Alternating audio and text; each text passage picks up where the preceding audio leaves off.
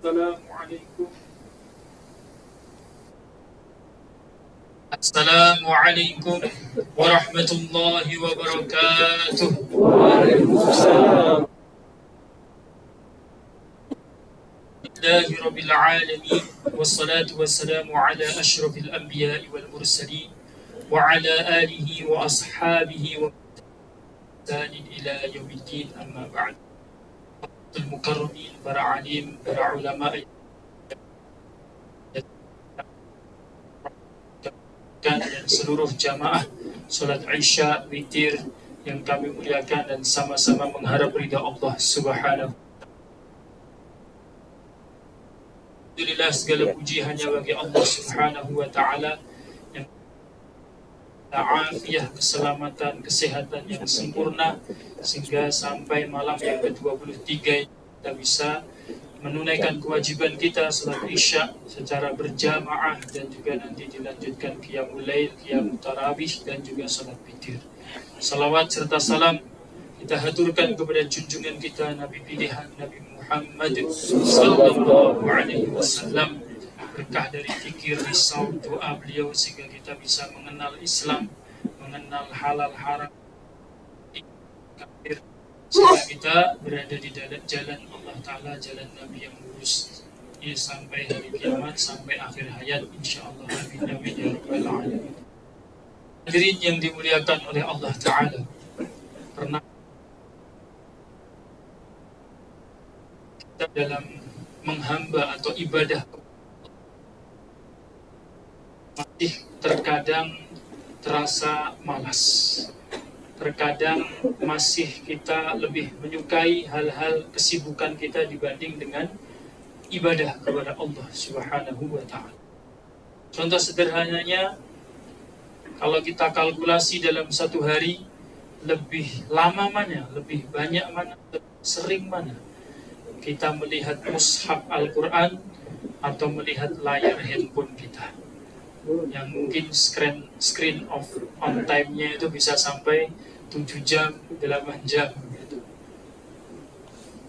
Lebih giat mana atau lebih semangat mana ketika kita qiyamul lail, tahajud, dengan kita bangun jam 3 persiapan untuk bekerja. Jadi ternyata ini untuk saya sendiri juga. Ternyata kita dalam menghamba kepada Allah Ta'ala terkadang masih banyak hal-hal yang lebih kita sukai daripada ibadah itu sendiri. Kita lebih suka begadang nonton bola dibandingkan begadang untuk bangun malam, tahajud, menangis-nangis di hadapan Allah Ta'ala. Ada sebuah nasihat dari cicit baginda Nabi Sallallahu Alaihi Wasallam, yaitu Sayyid Ali ibn Husain ibn Ali ibn Abi Thalib yang biasa dikenal dengan Syekh Zainul Abidin, seorang tabi'in terkemuka. Ini ada di dalam kitab Ibn Katsir, tafsir beliau, dan juga kitab Qasasul Anbiya, kitab Bidayah wa Nihayah juga ada. Beliau, Imam Zainul Abidin, memberikan nasihat kepada saya dan Anda sekalian yang arahnya agar kita mengupgrade, kita tingkatkan niatan kita dalam ibadah, tujuan dan maksud kita dalam ibadah kepada Allah Ta'ala. Beliau menyatakan demikian, wa inna qauman abadullaha ta'ala rahbatan fatilka ibadatul abid. Di antara manusia, di antara hamba-hamba Allah, di antara kaum muslimin, ada yang menyembah Allah itu karena takut neraka, karena takut siksa, karena takut dicela, karena takut dicemooh dan sebagainya. Maka model ibadah seperti ini adalah ibadahnya hamba sahaya, ibadahnya budak.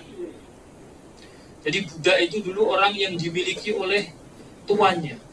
Dia tidak memiliki dirinya sendiri, dan dia kalau bekerja itu harus disuruh oleh tuannya, harus diancam, kamu kalau tidak kerja nanti saya hukum, nggak saya kasih makan, nggak saya kasih pakaian. Budak zaman dulu begitu. Kalau dia dihardik oleh tuannya baru dia bekerja. Hadirin yang mulia, apabila kita dalam beribadah kepada Allah, orientasi utamanya hanya karena takut neraka. Waduh, kalau saya nggak sholat, satu sholat saja nggak saya kerjakan, nanti saya di neraka 28 juta tahun, 800.000 tahun, 28 juta 800.000 tahun ini nanti saya di neraka. Kalau saya nggak puasa, waduh nanti saya disiksa. Kalau saya tidak zakat, waduh nanti saya disetrika dengan harta saya. Jadi orientasi utamanya hanya karena takut, dan takut. Ini pun ikhlas, bukan ini tidak ikhlas, tidak. Ini pun orang ikhlas, tapi tingkatannya masih rendah. Mulia, karena orientasinya bukan Allah, orientasinya takut neraka, takut siksa, takut ini, takut itu. Maka ini model cara ibadah hamba, yang mana Syekh Imam Zainul Abidin mendorong kita tingkatkan lagi, jangan sekedar seperti ini. Maka beliau menyatakan yang kedua, wa inna qauman abadullah ta'ala raghbatan fatilka ibadatut tujjar. Di antara manusia ada yang menghamba kepada Allah, sholat, zakat, puasa, haji, ibadah-ibadah, zikir, baca Quran. Dia orientasi utamanya adalah apa yang ia sukai, yaitu dapat pahala dan dapat keuntungan. Maka model ibadah seperti ini, kata Imam Zainul Abidin, adalah model ibadahnya pedagang. Pedagang hadirnya mulia, dia memutar uang, tujuan utamanya apa? Cari keuntungan, selamat dari kerugian. Bagaimana saya dapat untung, aman dari rugi ataupun impas saja.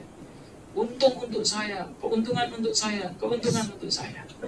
Kalau kita bermuamalah, kita berinteraksi dengan Allah, hanya sekedar saya sholat supaya dapat pahala ini itu, dapat surga, dapat bidadari surga, dapat makanan surga, dapat istana surga, dapat pahala sekian, pahala sekian, pahala sekian, pahala sekian, doa saya dikabulkan dan sebagainya. Ini pun ikhlas, tapi masih tingkatan yang belum tertinggi karena dia ketika interaksi dengan Allah hanya memikirkan dan mengutamakan keuntungan untuk dirinya sendiri. Saya. Apalagi kalau diuji, pahalanya belum nampak. Ini yang kadang-kadang menjadikan kita lemah. Mana pahala sekian puluh, sekian ratus ribu, sekian 27 derajat belum dinampakkan, sehingga kadang-kadang lemah. Ketika imannya kuat-kuat, tapi ketika imannya lemah, aduh ini capek saja ini imannya, seperti itu. Merasa sebagai beban. Hadirin yang mulia, kemudian Imam Zainul Abidin rahimahullah mengarahkan yang paling utama, paling puncak, paling tinggi. Wa inna qauman abadullah ta'ala mahabbatan wa syauqan wa syukran fatilka ibadatul ahraril akhyar. Di antara hamba-hamba Allah ada yang menyembah Allah karena semata-mata cinta dan rindu kepada Allah serta syukur atas nikmat-nikmatnya. Maka itulah ibadahnya orang yang merdeka, lagi orang-orang pilihan Allah Subhanahu wa ta'ala. Ini adalah model ibadahnya baginda Nabi Sallallahu Alaihi Wasallam ketika beliau berdiri bangun malam, yatawarram qadamah, kaki kedua, telapak kaki beliau bengkak-bengkak. Ketika ditanya, ya Rasulullah, bukankah Allah telah mengampuni segala dosa-dosa Anda yang lalu dan akan datang? Kenapa Anda susah payah seperti ini? Maka Nabi mengatakan, afala an akuna syakura. Tidakkah boleh aku menjadi hamba yang bersyukur? Jadi artinya mulia, kita upgrade niat kita upgrade keikhlasan kita. Dari sekedar takut neraka, dari sekedar mengharap pahala, kita ibadah hanya karena memang Allah berhak sujud kepadanya, karena dia adalah Tuhan yang menciptakan kita, memberi rizki kita, memberi berbagai macam kenikmatan kepada kita. Maka bagaimana kita tidak cinta kepadanya?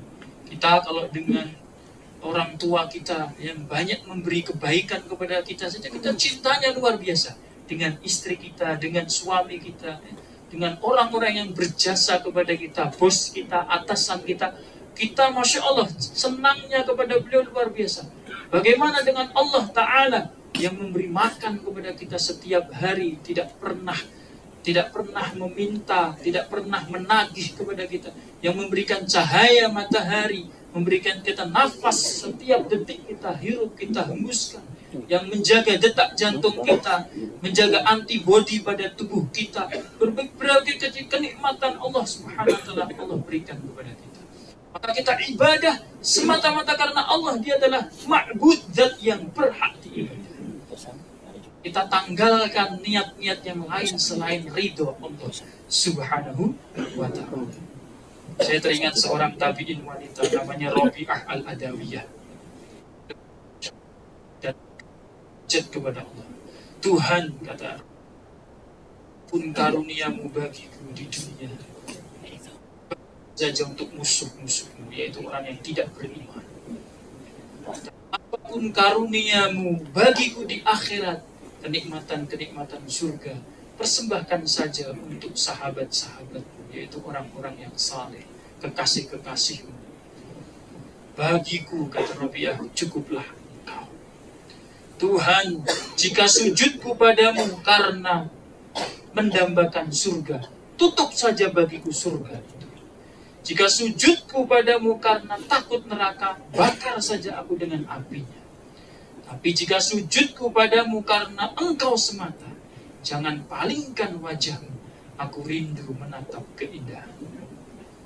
Tuhan, aku punya dua permintaan. Yang pertama, aku ingin membakar surga. Permintaannya aneh. Yang kedua, aku ingin memadamkan neraka.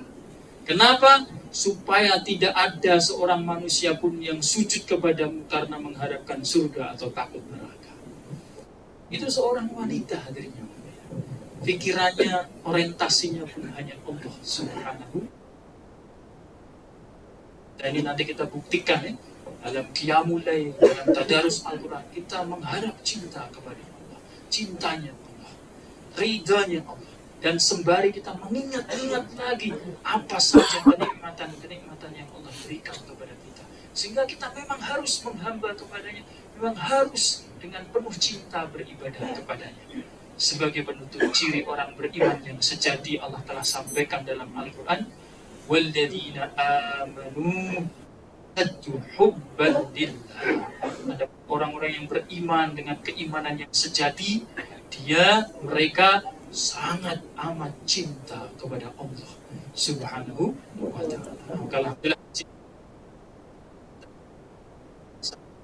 Dia mulai ada tadarus Al-Quran, ada sholat tarawih dan sebagainya. Kita semarakkan 10 hari terakhir bulan Ramadan ini demi mengharap ridha Allah Subhanahu wa ta'ala. Semua bersedia insyaAllah. Semoga Allah Subhanahu wa ta'ala memberikan taufik kepada saya dan anda sekalian untuk mengamalkan dan menyampaikan yang benarnya datangnya dari Allah, kesalahan dari pribadi. Sekali taufik wal hidayah wal inayah. Wassalamualaikum warahmatullahi wabarakatuh.